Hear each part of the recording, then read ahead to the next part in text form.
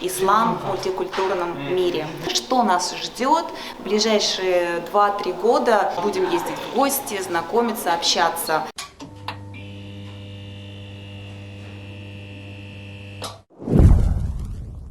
Я только что была на замечательном круглом столе, который называется «Духовные ценности в СМИ, в средствах массовой информации».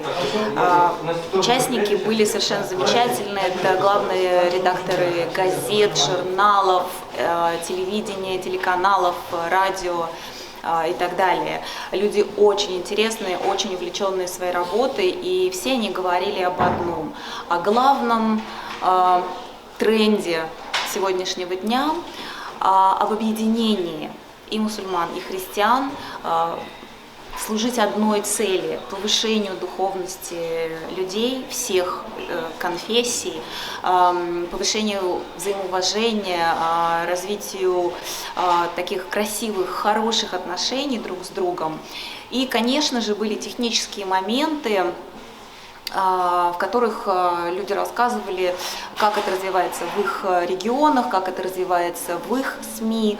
И были такие выступающие, которые рассказали вообще, что нас ждет в ближайшие 2-3 года, во что превратится СМИ с сегодняшнего момента до 2025 года, куда мы все перейдем со смартфонов.